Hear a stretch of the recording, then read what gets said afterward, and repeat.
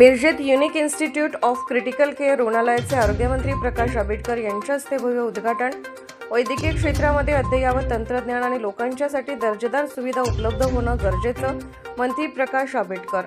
मिरजेतील unique institute of critical care रुग्णालयाचे रविवारी भव्य उद्घाटन आणि लोकार्पण राज्याचे आरोग्य आणि कुटुंब कल्याण मंत्री आणि कोल्हापूर जिल्ह्याचे पालकमंत्री प्रकाश आंबेडकर यांच्या हस्ते करण्यात आले आहे। रुग्णांना उच्च दर्जाची आरोग्य सेवा परवडणाऱ्या दरात उपलब्ध करून देण्यासाठी मिरजेतील 45हून अधिक तज्ञ डॉक्टर एकत्रित येऊन unique institute of critical care हे बहुविषय क्रिटिकल केअर रुग्णालय उभा केले आहे।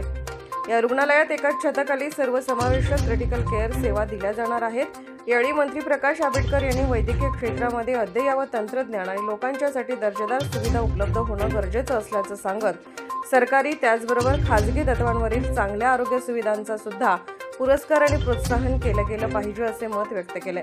यावेळी माजी पालकमंत्री तथा आमदार सुरेशभाऊ खाडे, खासदार विशालदादा पाटील, आयुष्मान भारत योजनेचे अध्यक्ष डॉक्टर ओमप्रकाश शेटे, आमदार इद्रिस नायकवडी, जनसुराज्य शक्ती पक्षाचे प्रदेश अध्यक्ष समित कदम, शिवसेना शिंदे गटाचे जिल्हाप्रमुख महेंद्र चंडाळे यांच्यासह unique institute of critical care रुग्णालयाचे प्रमुख डॉक्टर शिरीष चव्हाण।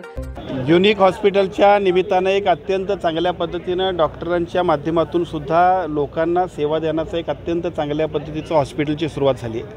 अलीकडच्या काळामध्ये विशेषतः वैद्यकीय सेवा आणि वैद्यकीय व्यवसाय असा जो फरक होतोय, त्याच्यामध्ये वैद्यकीय सेवा देण्याच्या दृष्टिकोनातून एक उत्कृष्ट ज्याचा उपयोग हॉस्पिटल म्हणून होईल अशा पद्धतीचं काम डॉक्टर्सनी सुरू केलं आहे। याचा आदर्श महाराष्ट्रातल्या सगळेच डॉक्टर्सनी घ्यावा आणि आरोग्य सेवा ही लोकांच्या सेवेसाठी अशा पद्धतीचं व्रत अंगीकारण्यासाठी निश्चितपणे प्रयत्न करावा, अशा पद्धतीची भूमिका किंवा अशा पद्धतीच्या आजच्या कार्यक्रमातून एक चांगला संदेश निश्चितपणे महाराष्ट्रामध्ये जाईल। मंगेशकर हॉस्पिटलमध्ये ज्या पद्धतीनं ज्या पेशंटला त्रास झाला किंवा वैद्यकीय सेवा देण्यामध्ये विलंब झाला, अशा पद्धतीची घटना भविष्यात घडू नये यासाठी योग्य त्या पद्धतीची SOP आपण शासनाच्या तर्फे जाहीर करतोय आणि त्या पद्धतीचं मॉनिटरिंगसुद्धा महाराष्ट्र आरोग्य विभागाच्या वतीनं सातत्यानं आम्ही करतोय। खरं तर ट्रस्ट ॲक्टखाली नोंदणी झालेल्या संस्थांच्या बद्दलची काही नियमावली आहे, त्या नियमावलीप्रमाणे अशा पद्धतीनं निधी घेणं किंवा रक्कम घेणं अपेक्षित नाही आहे आणि त्याबद्दलची चौकशी समिती काम करते। ते चौकशी समितीचा रिपोर्ट अंतिम झाल्यानंतर याच्याबद्दल अधिक स्पष्टता येईल।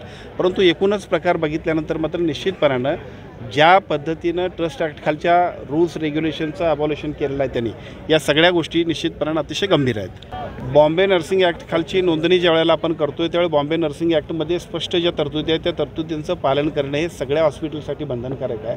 अशा पद्धतीच्या हॉस्पिटलमध्ये जर काही अशा रूल्समध्ये जे काही बॉम्बे नर्सिंग ॲक्टमधली ज्या तरतुदी आहेत त्याचं पालन होत नसेल तर एका बाजूला आमच्या डेप्युटी डायरेक्टर आणि तिथल्या सिव्हिल सर्जनची जबाबदारी आहे की त्यांच्यावरती कारवाई करावी किंवा एखाद्या सामान्य माणसानं जरी तक्रार केली तर निश्चितपणे त्याची चौकशी करून आम्ही कारवाई करू। नाही, दरपत्रक लावण्यासंदर्भात आपण या सगळ्या तरतुदी बॉम्बे नर्सिंग ॲक्टमध्ये आहेत आणि मी असं ते सांगतोय की अशा पद्धतीचं कुठं रूल्सचं व्हायोलेशन होत असेल तर निश्चितपणे त्याच्याबद्दल आम्ही कारवाई तात्काळ करू। तर शासकीय रुग्णालयांमध्ये काम करणाऱ्या डॉक्टर्सनी अतिशय चांगल्या पद्धतीनं अत्यंत जागरूकतेनं लोकांना सेवा देणं आवश्यक आहे। कारण सर्वसामान्य माणूस जर कुठं जात असेल तर तो पहिल्यांदा सरकारी दवाखान्यात जातो, त्यामुळे साहजिकच त्यांची जबाबदारी अधिक आहे। पण दुर्दैवानं जर असा प्रकार होत असेल तर तो गंभीर आहे, त्यांच्यावरती कारवाई तर करूच, परंतु कारवाई न थांबणार नाही तर अशा पद्धतीचे प्रकार पुढंसुद्धा उद्भवू नयेत यासाठी ज्या उपाययोजना करायला पाहिजे ते आम्ही करू। हॉस्पिटलमध्ये महाराष्ट्राचे तत्कालीन मुख्यमंत्री एकनाथजी शिंदे साहेबांनी संपूर्ण म्हणजे प्रिस्क्रिप्शनला सुद्धा आणि त्याचबरोबर तिथं एंट्रीला सुद्धा चिठ्ठी म्हणजे पैसे घ्यायचे नाहीत हे सांगितलं आहे। मोफत